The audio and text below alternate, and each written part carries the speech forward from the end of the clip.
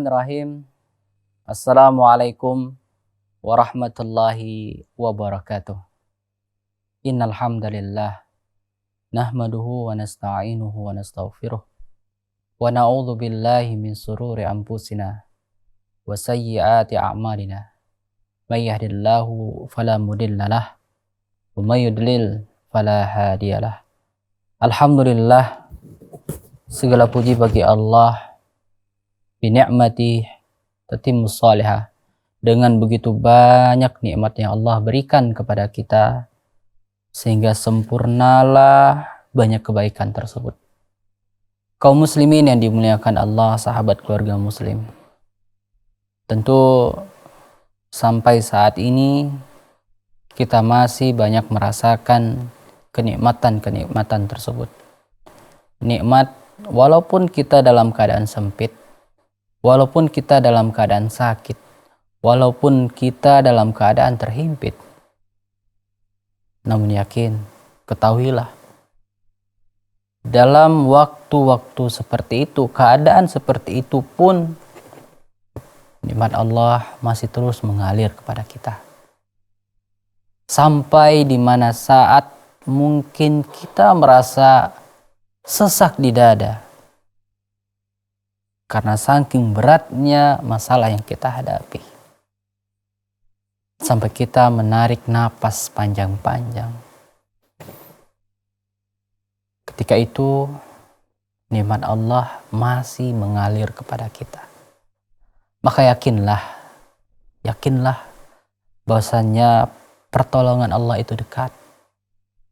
Yakinlah bahwasanya Allah yang Maha Penyayang, Maha Pengasih, yang kasihnya tak pilih kasih, terus dan terus memberikan kasih sayangnya kepada kita.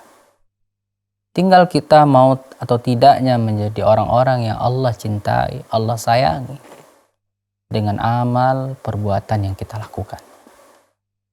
Kalaulah kita menginginkan termasuk orang-orang yang Allah cintai, maka sambutlah cinta Allah. Maka bertahanlah dengan ujian untuk mendapatkan cintanya Allah.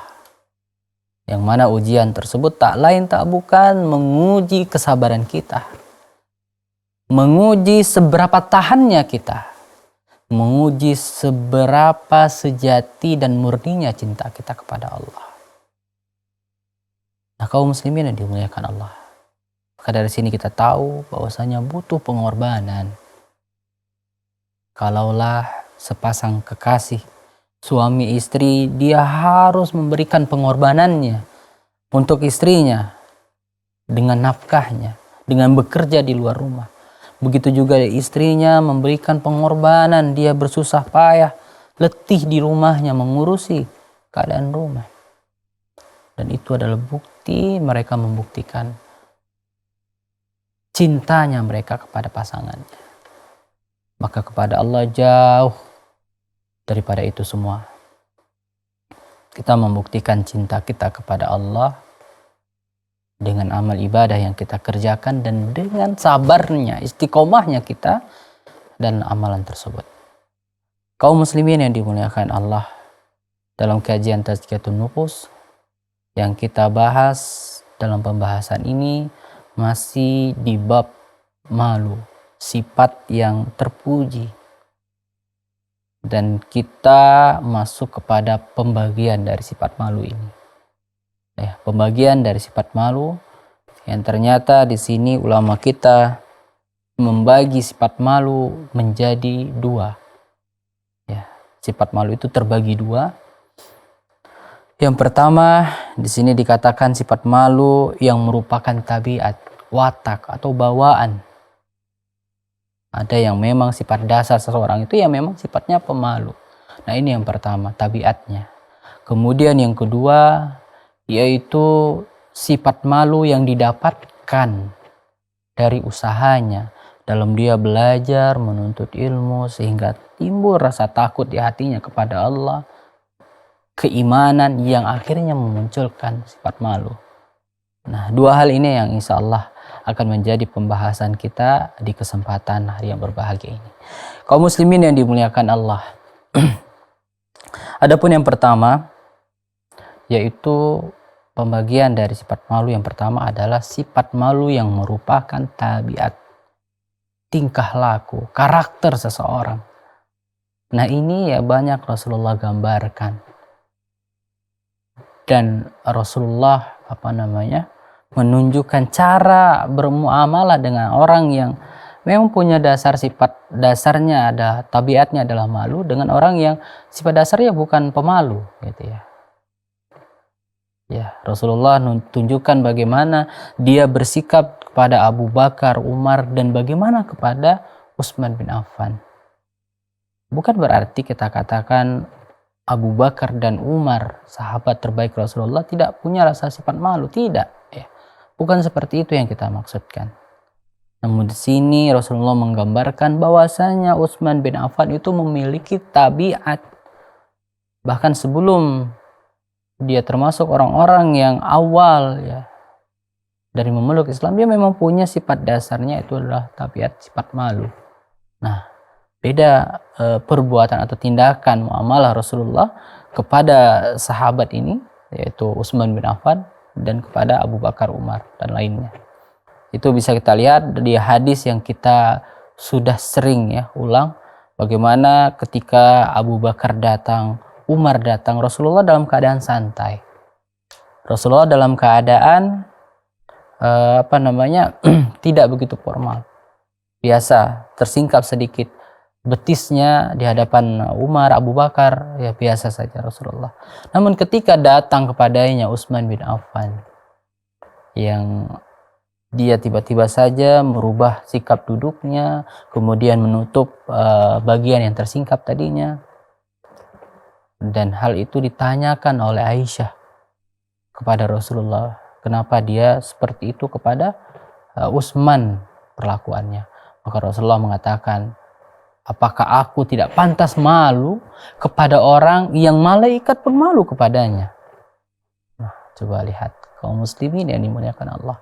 Maka ini dia sifat malu yang juga dikatakan oleh Rasulullah, al-haya'u la ya'ti illa bi khair. Sifat tabiat malu itu tidaklah ada pada seorang melainkan mendatangkan kebaikan padanya. Nah, ini juga yang asbabun khurujnya ini diantaranya disebabkan Rasulullah pernah melewati dua orang laki-laki ya, yang kiranya mereka bersaudara, kakak dan adiknya.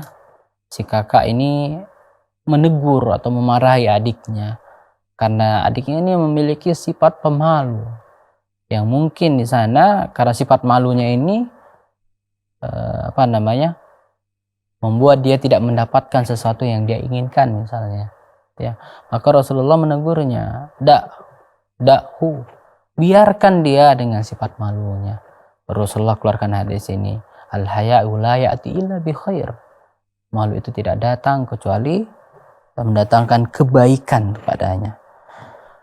Nah, kaum muslimin yang dimuliakan Allah, maka di sini dikatakan bahwasanya sifat malu tabiat atau sifat malu yang merupakan karakternya. Nah, ini adalah sifat malu yang baik. Bahkan ini dikatakan yang terbaik gitu. Karena memang sudah dia mempunyai dasar atau modal sifat malu. Kaum muslimin yang dimuliakan Allah, insyaallah kita akan lanjutkan lagi untuk pembahasan selanjutnya setelah beberapa jeda berikut ini.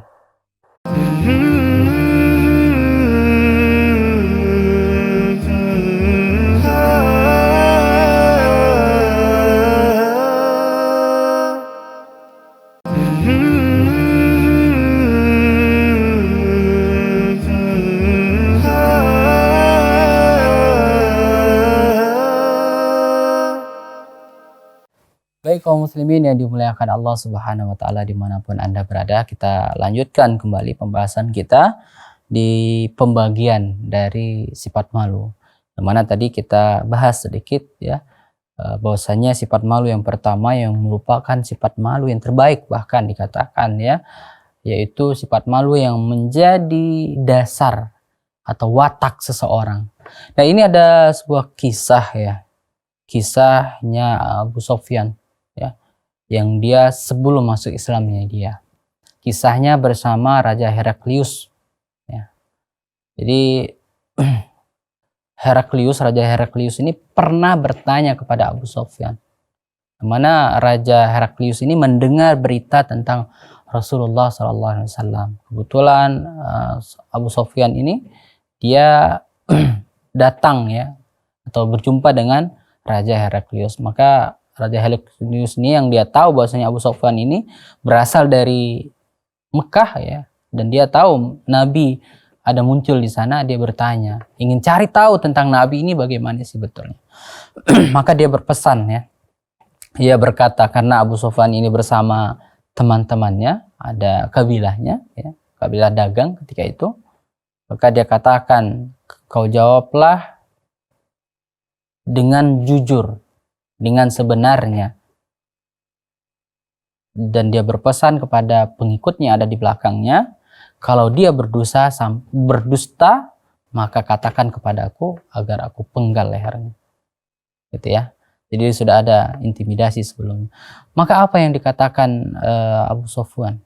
Abu Sofyan mengatakan, kalaulah bukan karena rasa malu dibilang pendusta oleh rakyatku atau pengikutku atau kabilahku yang berada bersamanya itu, maka aku akan berdusta atas nama Nabi itu.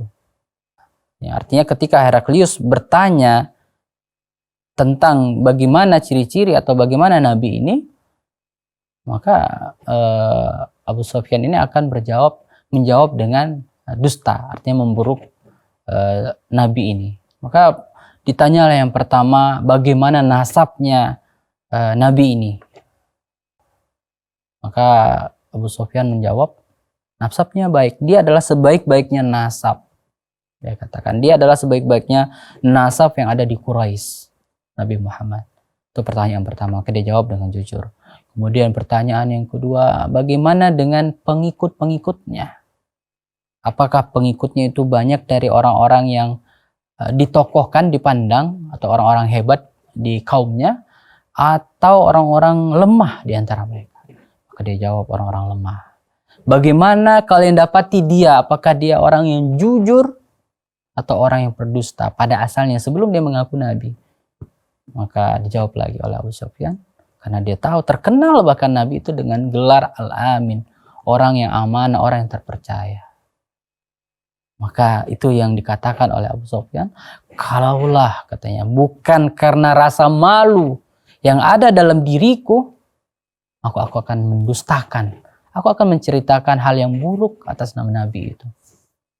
Karena rasa malu, coba lihat, rasa malu yang ada pada diri seseorang padahal tidak ada iman padanya, itu bisa mencegah dia dari perkataan dan perbuatan keji atau dusta dalam hal ini.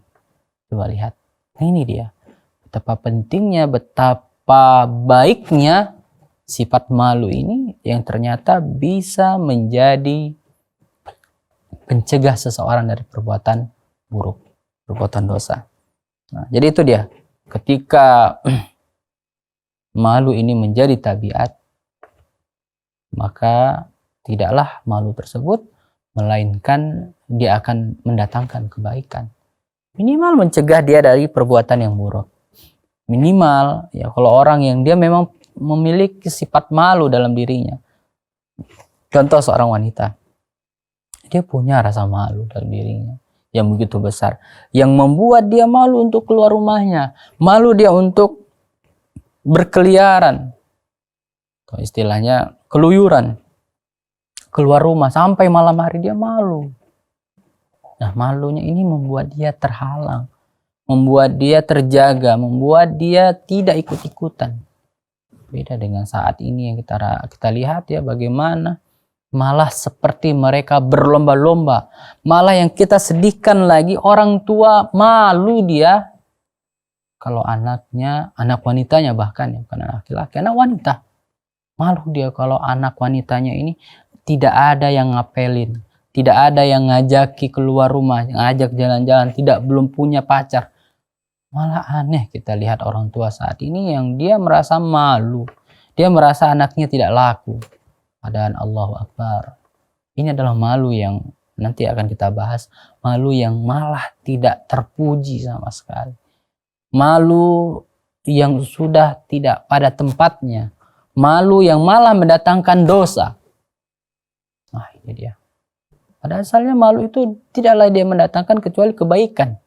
Namun ketika fitrah seseorang sudah berubah, akal sehatnya sudah tercemari, maka rusaklah pula hal tersebut. Baik kaum muslimin yang dimuliakan Allah, kita lanjutkan nantinya di bagian yang kedua dari sifat malu, insyaallah setelah beberapa jeda berikut ini.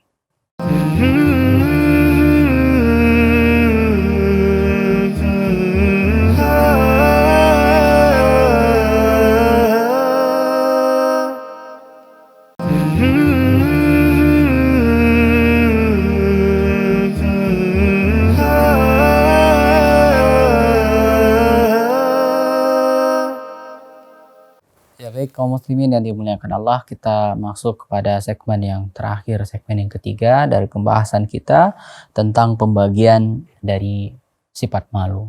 Nah, kita masuk bagian yang kedua, yaitu bagian kedua ini sifat malu adalah malu yang timbul karena adanya usaha. Malu yang timbul karena adanya usaha. Ini maksudnya bagaimana? Ini maksudnya adalah ketika seseorang itu berusaha, dia terus menuntut ilmu, ya, belajar dia ke sana kemari, sehingga alhamdulillah dapat datang kepadanya hidayah, bisa dia merasakan manisnya menuntut ilmu, dia merasakan manisnya ilman, maka otomatis dia mendapatkan hadiah dari iman tersebut. Munculnya rasa malu yang akhirnya dia juga mendapatkan kebaikan sebagaimana orang yang mendapatkan tabiat malu. Kita katakan tadi orang yang memiliki tabiat sifat malu itu adalah sifat atau juga tabiat yang terbaik. Daripada bagian yang kedua ini dia dapati ketika dia berusaha.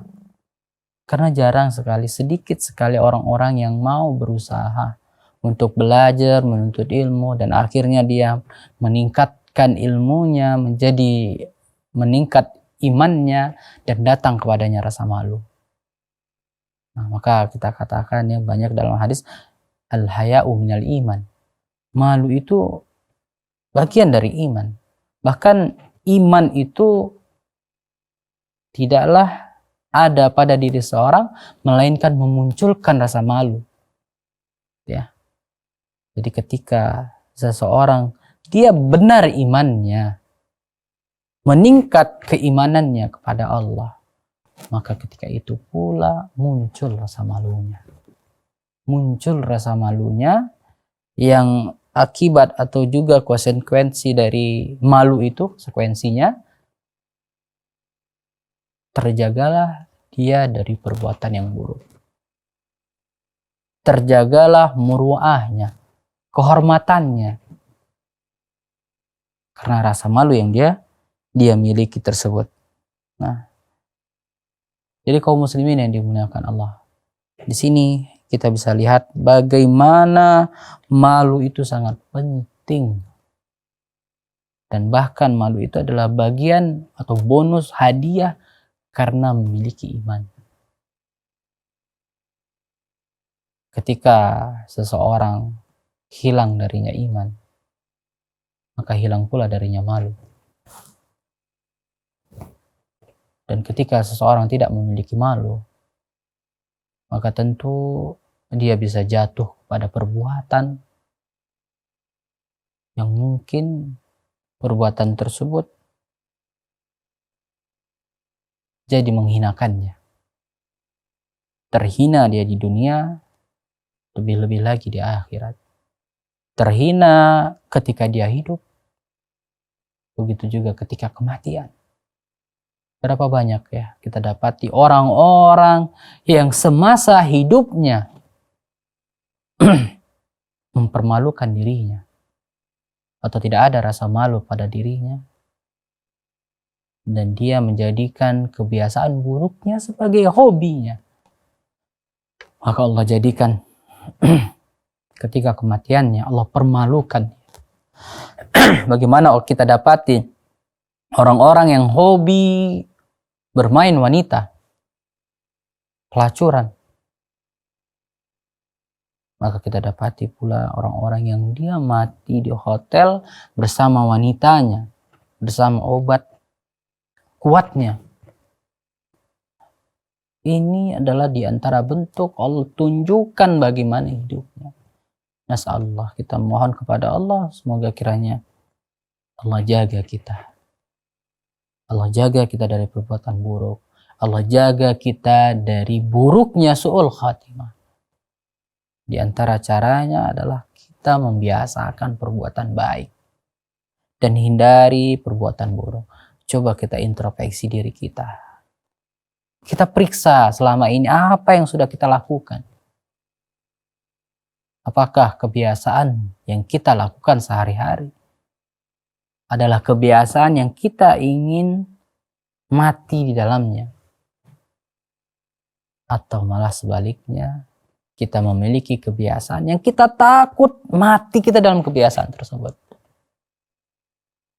Jikalau itu yang saat ini kita alami, maka bersegeralah kaum muslimin, sahabat keluarga muslim, bersegeralah untuk merubah kebiasaan itu sebelum datang masa yang kita menyesali dan penyesalan tersebut tak ada lagi gunanya.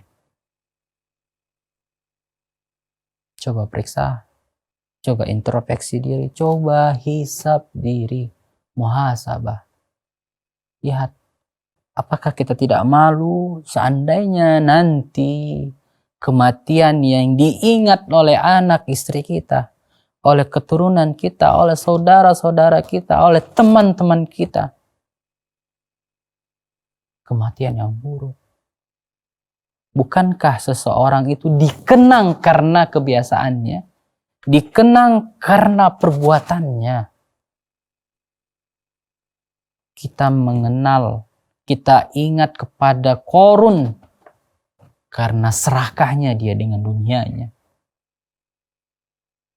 Bagaimana serakahnya dia mengumpulkan harta dan pelitnya dia untuk berbagi. Kita mengenal Fir'aun karena angkuhnya, sombongnya dia dengan kekuasaan yang dia miliki. Namun di sana kita mengenal bagaimana Abu Bakar dengan lemah lembutnya dia, dengan rajinnya bersedekah, dengan bersegeranya dia kepada kebaikan. Kita mengenal Umar dengan ketegasannya, ketegasan dalam hukum Allah. Dan kita mengenal Utsman bin Affan, sifat malu dan dermawannya dia. Allahu Akbar. Maka kita tanyakan diri kita. Kita ingin dikenang oleh manusia sebagai manusia yang bagaimana? Apakah golongan yang pertama, golongan yang buruk, atau golongan yang kedua, golongan yang baik yang dikenang oleh manusia? Kaum muslimin yang dimuliakan Allah, mudah-mudahan yang sedikit ini bermanfaat, menjadi muhasabah buat kita bersama, dan menjadikan tolak ukur kita untuk hijrah jika itu pada yang buruk, dan istiqomah jika itu dalam kebaikan. Mudah-mudahan bermanfaat. Kita tutup dengan doa kafaratul majlis. Subhanakallahumma wa bihamdika asyhadu an la ilaha illa anta astaghfiruka wa atubu ilaik. Wassalamualaikum warahmatullahi wabarakatuh.